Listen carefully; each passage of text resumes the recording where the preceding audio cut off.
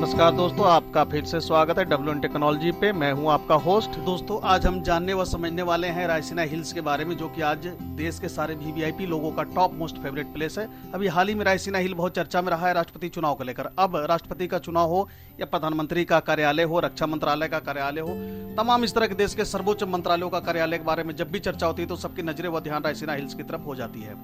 भारत की तो छोड़ें, पूरे दुनिया की नजर हो जाती है रायसीना हिल्स की तरफ जब यहाँ रायसीना डायलॉग होते हैं। रायसीना डायलॉग सालाना होने वाला सम्मेलन है जिसमें कि भू राजनीतिक और भू आर्थिक मुद्दों पर चर्चा की जाती है। इसका आयोजन भारत के विदेश मंत्रालय और ऑब्जर्वर रिसर्च फाउंडेशन यानी ORF द्वारा संयुक्त रूप से किया जाता है। रायसीना डायलॉग में विभिन्न देशों के विदेश, रक्षा और वित्त मंत्रियों को शामिल किया जाता है। गौरतलब है कि रायसीना डायलॉग की शुरुआत 2016 में हुई थी। दोस्तों, पूरे दुनिया में ऐसा कोई जगह नहीं होगा इस तरीके का जहां से 130 करोड़ से भी अधिक लोगों का एडमिनिस्ट्रेशन संचालित होता होगा, और पूरे दुनिया के सबसे बड़े लोकतंत्र का संचालन भी यहीं से होता है। यहीं पर न्यू दिल्ली के 2 क्राउन ज्वेल्स बसते हैं।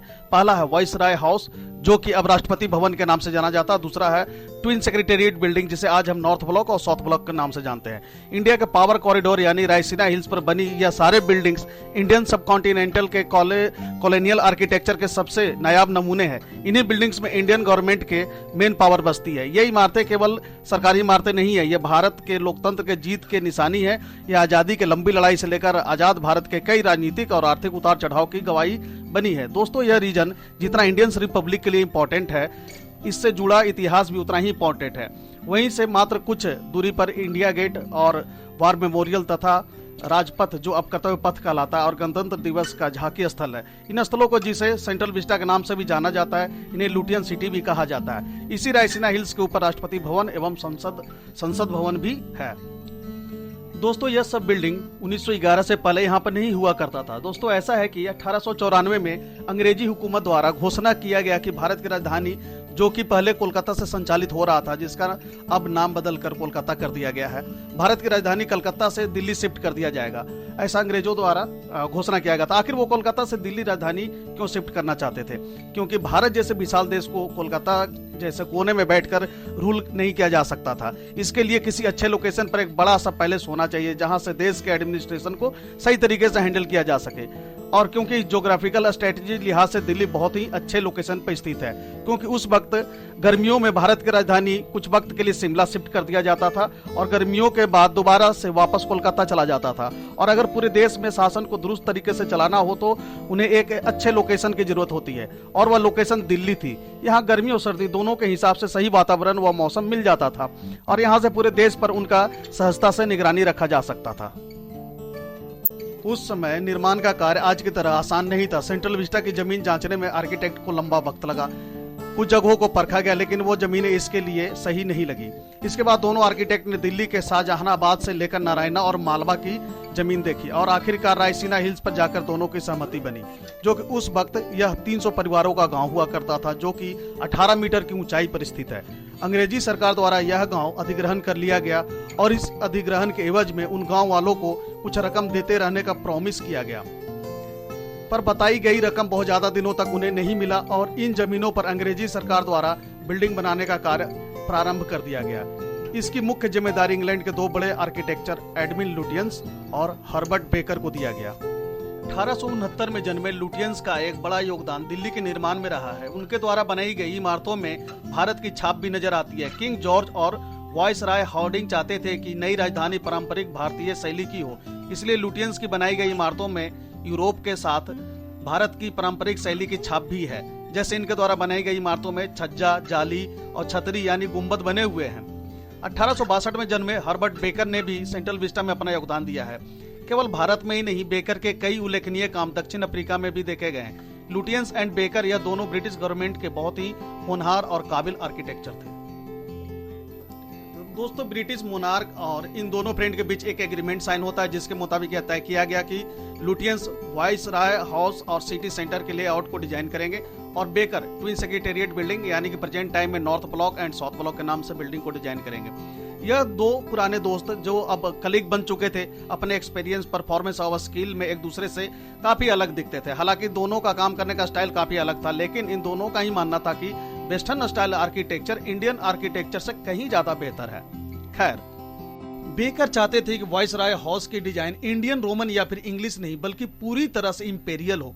मजेदार बात तो यह है कि उनका कहना था कि इंपेरियल कैपिटल को ऐसा बनाया जाए जिससे यह यूनिटी को दर्शाए, इंडिया जिसमें पहली बार ब्रिटिश रूल को एंजॉय करे। उनका कहना था कि इस सिटी का स्टाइल और लेआउट में ईस्ट और वेस्ट के सबसे बेस्ट एलिमेंट को दर्शाना होगा। इसको एक सिविलाइजेशन का प्रतीक बनाना होगा जो ब्रिटिश गवर्नमेंट यहाँ स्टेब्लिश करने वाली है। इसने कैपिटल के प्लानिंग में उस समय के वाइसराय लॉर्ड हार्डिंग भी बहुत अहम रोल प्ले कर रहे थे। उन्होंने इस बिल्डिंग के लिए वेस्टर्न क्लासिकल आर्किटेक्चर स्टाइल को फाइनल किया, जिसकी की डिटेलिंग इंडियन स्टाइल में की जाने वाली थी। जैसा कि आप देख सकते हैं कि यह दोनों आर्किटेक्चर के स्टाइल में डिफरेंस देखने को मिलती है। आज भी हम देख सकते हैं कि इंडिविजुअल बिल्डिंग्स में भी दिखाई देते हैं। उदाहरण के तौर पर बेकर की twin secretariat building European style columns and dome Indian elements जैसे कि रेड सैंडस्टोन, जाली, छज्जा, छतरी और पिलर पर एलिफेंट हेड्स को कंबाइंड करती है, जबकि लुटियंस का वाइसराय हाउस प्योर व क्लासिकल वेस्टर्न स्टाइल रिप्रेजेंट करता है, जिसमें वेस्ट और ईस्ट के स्टाइल्स की मिक्सिंग ज्यादा नहीं की गई है। यह डिफरेंसेस इन बिल्डिंग्स के कंस्ट्रक्शन के दौरान कई प्रोजेक्ट्स उजागर हुए हैं। ऐसा ही एक प्रोजेक्ट था काउंसिल हाउस का कंस्ट्रक्शन, जिसे आज हम पार्लियामेंट हाउस कहते हैं। पहले यह तय किया गया था कि इसे वाइसराय हाउस के अंदर ही बनाया जाए, लेकिन जब 1919 में लाए गए गवर्नमेंट रिफॉर्म ने गवर्नमेंट में रिप्रेजेंटेशन को इंक्रीज किया तो उस समय लगा कि एक सेपरेट बिल्डिंग की आवश्यकता है। इसको लेकर बेकर का प्लान था कि पार्लियामेंट हाउस में एक इक्वा बैलेंस ट्राइंगल बनाया जाए, जिसके 3 साइड 3 चेंबर हो रिप्रेजेंट करें, तथा पहला था काउंसिल ऑफ स्टेट यानी राज्यसभा, दूसरा था लेजिस्लेटिव असेंबली यानी लोकसभा और तीसरा था चेंबर ऑफ प्रिंसेस, और यह तीनों को एक सेंट्रल डोम से लिंक किया जाता। लेकिन लुटियंस इस बिल्डिंग को एक ह्यूज सर्कल डिजाइन में बिल्ड करना चाहते थे। आज हमारी पार्लियामेंट बिल्डिंग कुछ इसी स्टाइल में दिखाई पड़ती है। खैर, यह दोनों का डिफरेंस इतने सीरियस टर्न तब लिया जब यह दोनों सेक्रेटेरिएट बिल्डिंग और वाइसराय हाउस की कॉरेस्पॉन्डेंस लोकेशन के ऊपर एकजुट नहीं हुए। यहाँ पहले से डिसाइड किए गए डिजाइन में कुछ चेंजेस किए गए। बेकर चाहते थे कि ट्विन सेक्रेटेरिएट बिल्डिंग भी वाइसराय बिल्डिंग के साथ रायसीना हिल के टॉप पर शिफ्ट कर दिया जाए। वह चाहते थे कि रायसीना हिल का top most platform viceroy house और उसके गवर्नमेंट यूनिटी को बखूबी दर्शाए। इससे पूरे कैपिटल की लेआउट पर 2 मेजर चेंजेस हुए। पहला तो यह है कि वाइसराय हाउस को रायसीना हिल्स के टॉप मोस्ट पोजीशन से पीछे सेट करना पड़ा। हालांकि इस पर लुटियंस एग्री हो गए थे। ट्विन सेक्रेटेरिएट बिल्डिंग को हिल्स के टॉप पर शिफ्ट करने के लिए हिल्स के और हिस्से को ज्यादा फ्लैट करने की जरूरत पड़ी और इसके लिए प्रोजेक्ट की कॉस्ट बढ़ गई। और दूसरा यह था कि हिल्स की स्लोप को और भी जेंटल रखने की जरूरत थी ताकि पूरे डिजाइन को एक बैलेंस भी मिल सके।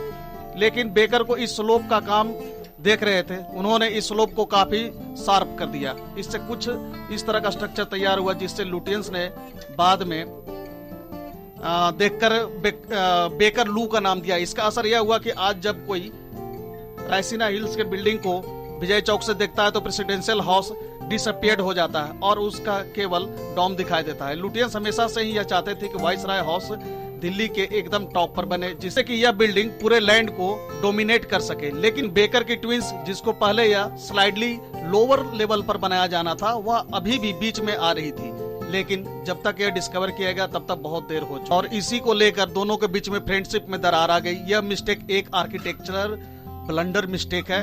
खैर, 1912 में शुरू हुए यह प्रोजेक्ट 1929 में फाइनली पूरा हुआ और इसे ब्रिटिश हुकूमत को सौंप दिया गया।